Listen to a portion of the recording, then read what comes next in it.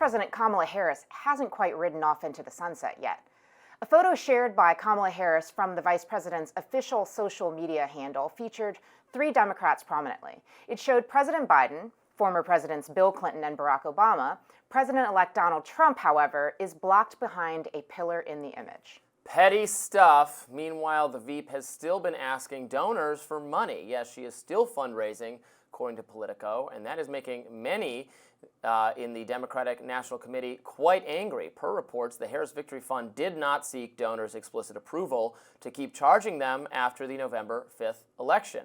The email sent by the Harris Committee says they would continue charging the donors until you contact us to stop it.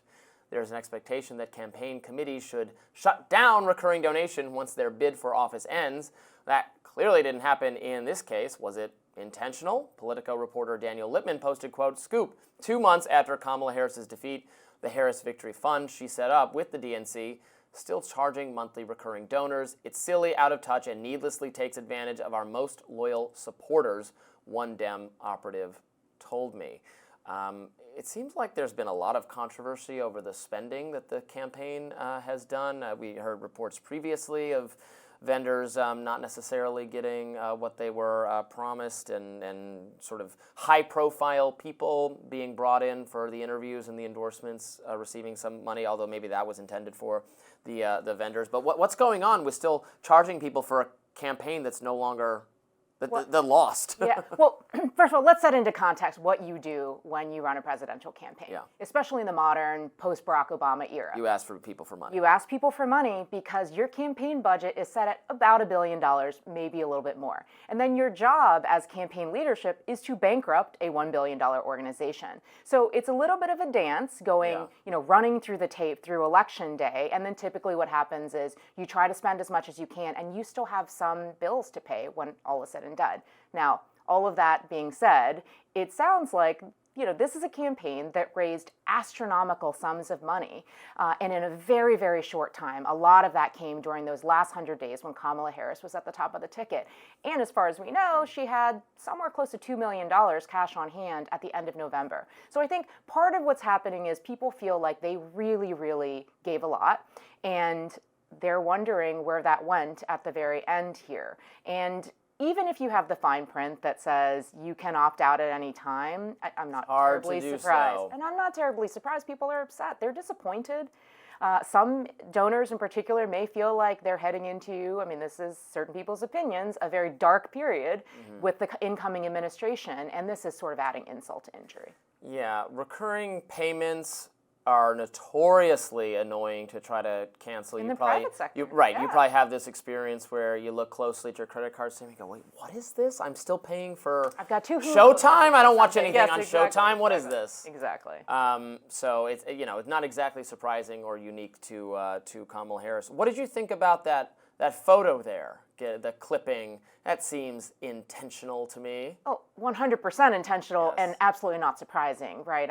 You would expect that you're going to, for your own social media account, frame it however you want to. And I'm not terribly surprised the angle was what the angle was, and the individuals who were highlighted were those. But they were all, some people were all getting along well there, right? I think many of us observing the Carter funeral and reacting to it on social media were struck by the amount of friendliness between Donald Trump and Barack Obama. There was a lot of they were seated next to each other, a lot of them chatting in friendly terms. I don't think we specifically saw Kamala and Trump interact, although they might have interacted off screen. Might have been off the angle, George Bush gave Barack Obama the belly tap. We loved the belly tap. Yeah. So it was it's funny to see all these characters seated next to it. Bill Clinton, Hillary Clinton, Mike Pence, Al Gore. We don't see the Republicans and the Democrats all together so often. So it is always interesting to see. But they seem to all be kind of treating each other respectfully, etc. So but I don't know how I like Kamala Harris. Pence, though. What did she do? So she didn't greet Donald Trump, and she didn't stand up when he came in, nor barely even look him in the eye. That was of note as well. But of course, maybe she might have done it off camera, right? Because Barack Obama and Donald Trump didn't shake hands on camera, but they were talking. They clearly had said hello to each other beforehand. So I don't know. So it was.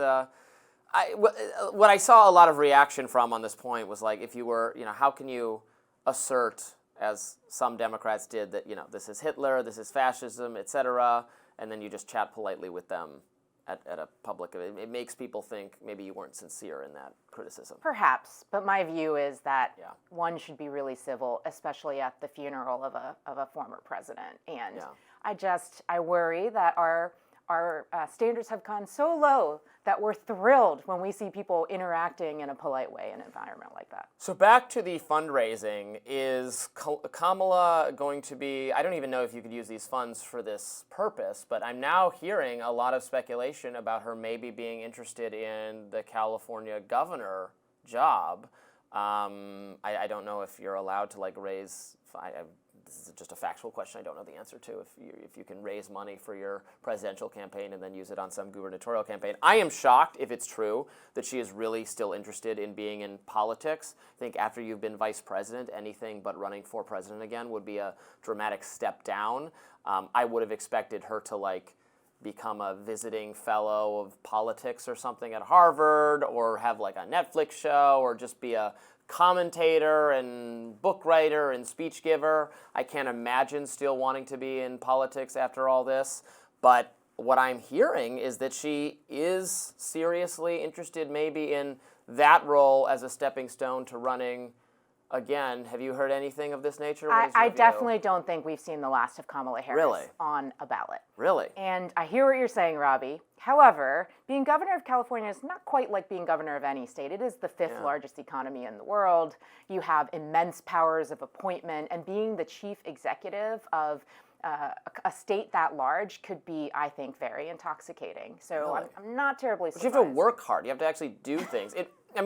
This is not, there's no lie, it's probably a harder, more difficult, certainly more demanding job than being vice president. Vice president is chiefly a kind of comms role, is a representing the administration and speaking through its priorities. If you're governor of California, look at what Gavin Newsom is having to do now. You have to coordinate an actual natural disaster response. It's a gigantic state. It just seems like, not that she's unwilling to do work or something, it just seems like a dramatic escalation of duties for a slightly less prestigious gig. Do you know what I mean? I hear what you're saying, but she was also Attorney General. That is her. Well, that's hard work too, but now she did the more glamorous role, and then you're going to roll up your sleeve. I know she says, we love work, whatever, but... Well, having been on the front lines of both a governor and a presidential administration, I would say both are very, very hard work. All right, tell us what you think. Do you expect to see more Kamala Harris taking an active role in politics? We shall see. More Rising right after this.